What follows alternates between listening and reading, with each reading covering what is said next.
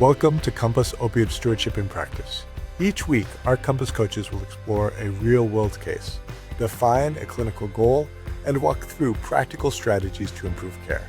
Whether you're tuning in via video, audio, or reading the summary, this session is built for busy clinicians like you. Enjoy the show.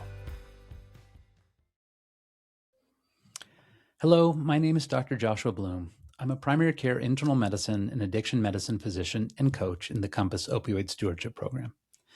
This week's case is about the Controlled Substances Agreement, including the evidence or lack thereof in support of its use, and how clinicians might maximize their time and effort spent completing these to make a meaningful impact on patient safety. Let's start with the case. David is a 65-year-old male with chronic pain from severe arthritis of the cervical and lumbar spine.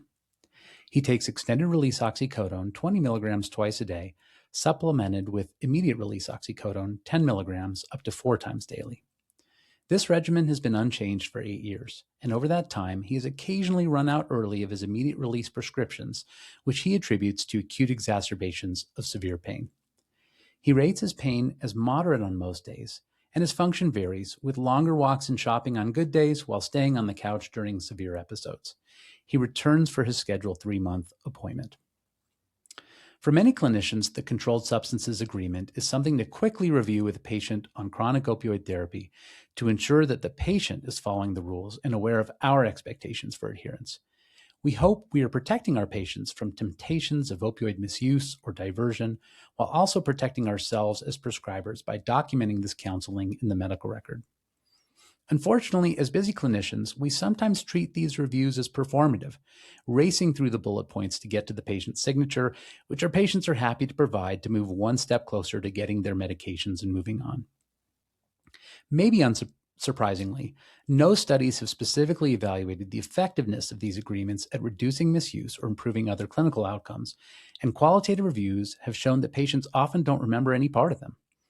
Additionally, these agreements usually focus far more on the patient's responsibilities to us than our obligations, and so may intensify power differentials. This represents a missed opportunity, so we're going to talk about ways to maximize the effectiveness of this required intervention. To make them more effective, use these reviews to facilitate conversations around elevated expectations, both for your patients and for your practice. I think we're all familiar with our expectations for patients, such as taking the medications only as prescribed, not using more, not running out early, and emphasizing safe storage. We also may highlight that lost or stolen medications won't be refilled. But we can enhance engagement in this conversation by reviewing what we and our practice agree to do to ensure the patient's access to the medications, including expected response times for phone calls, and efforts on our end to avoid abrupt discontinuation of opioids, which we know can result in substantial acute and subacute harms like withdrawal symptoms, mental health destabilization, and increased overdose risk. By adding a review of these expectations on ourselves and our practices, we may minimize that power differential and demonstrate respect for patient concerns while increasing buy-in for what must be a two-way agreement.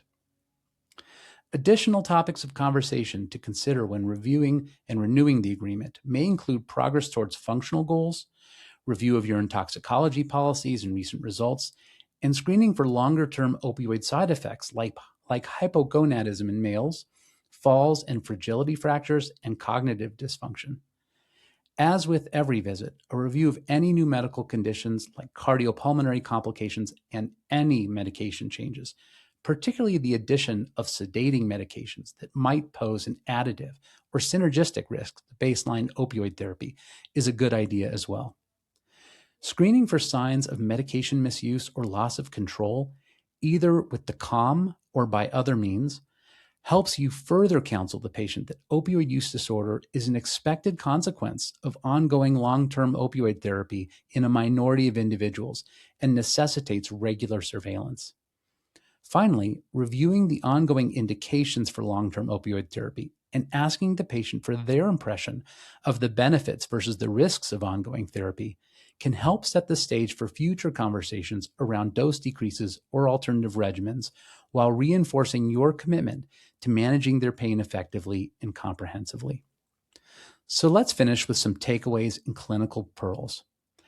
The yearly Controlled Substances Agreement review is a standard expectation of long-term opioid therapy management and provides a golden opportunity to review the risks versus benefits of opioid therapy, including pain, function, and side effects, to discuss safe storage and disposal, including risk to other household members, and to reinforce your expectations of how they manage this potentially lethal therapy and screening for signs of medication misuse or emerging opioid use disorder.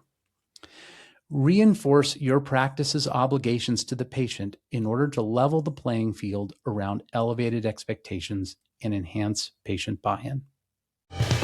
This show has been brought to you through the generous support of the Centers of Medicare and Medicaid Services. Thanks for joining this week's Compass Opioid Stewardship in Practice. Thank you for being part of the Compass Opioid Stewardship Program, and thank you for all you do caring for your patients. See you next time.